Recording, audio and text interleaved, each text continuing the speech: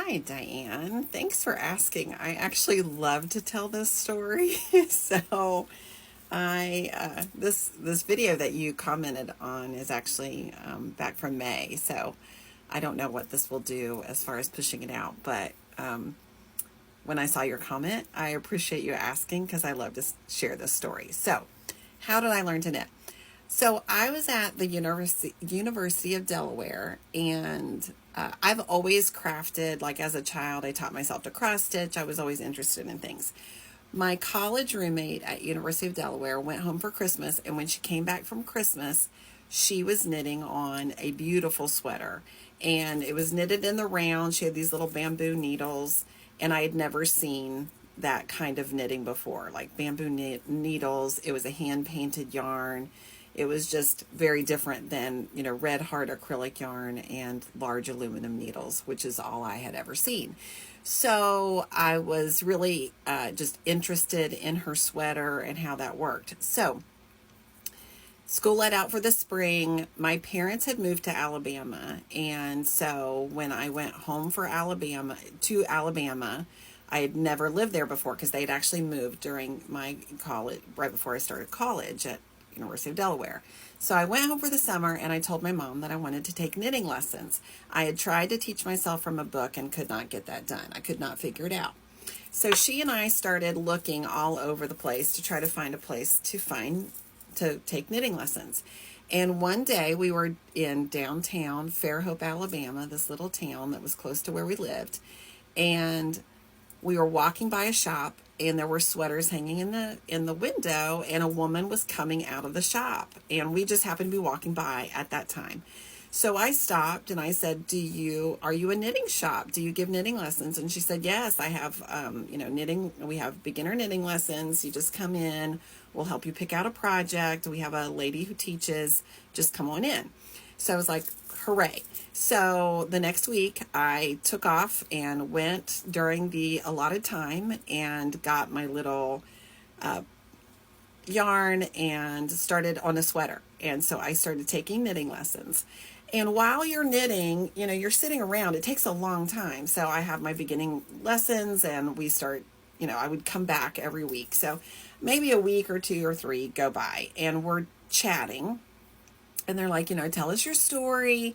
And I'm like, well, I was at University of Delaware. My parents moved down here, so I came down for the summer. I don't really know anybody. And they were like, what are you studying? And I said, chemical engineering. And they said, what do you do for fun? And I said, well, I go to church with my parents because I don't know anybody. So the owner of the shop had a son who was a year behind me in college. So I was actually in my second year of college. He had just finished up his freshman year. And so they're like, oh, well, Julie has a son and, you should meet him and he could take you to introduce you to people. And I was like, great. Okay. So he came in one day and I was like, oh, him? Okay. He was super cute.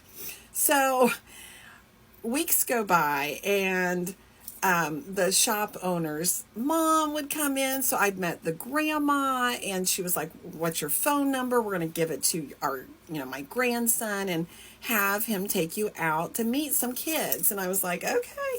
Well, then a week or 2 goes by and they're like, oh, he lost the number, grandma lost the number. I was like, sure. So a few weeks go by.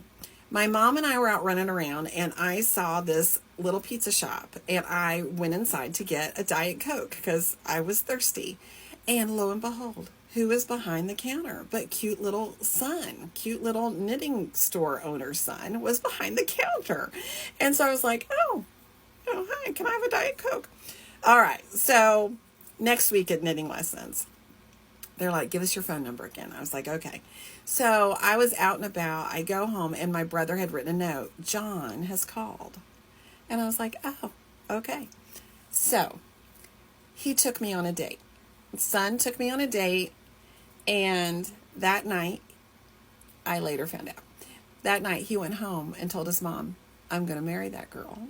So I learned to knit from who is now my mother-in-law. So we dated, and we've now, we dated based on the knitting shop. We got engaged, we got married, and we've been married for, let me think, 34 years. So when you ask how I learned to knit, from my mother-in-law. So it's a great story.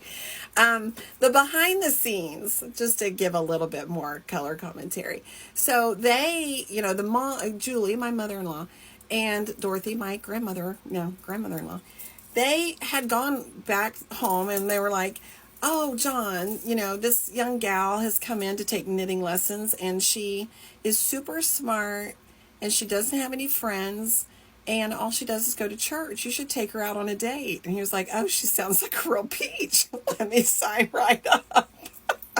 And he was also dating a girl. Like, he was dating a girl, and they would talk to him about me in front of his then girlfriend, bless her heart.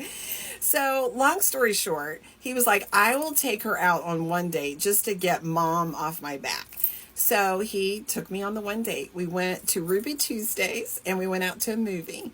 And he went home that night, and he was like, I really like this girl. So the next day we went to lunch, and the next day we went out on a date, and we just kept on dating. So it's a really fun story. We told our kids for years, Nana picked me out, so we get to pick out your mates, but none of them have listened to us. So that's the knitting story. So I appreciate you asking. It's one of my favorite stories. So thanks for asking. Have a great night.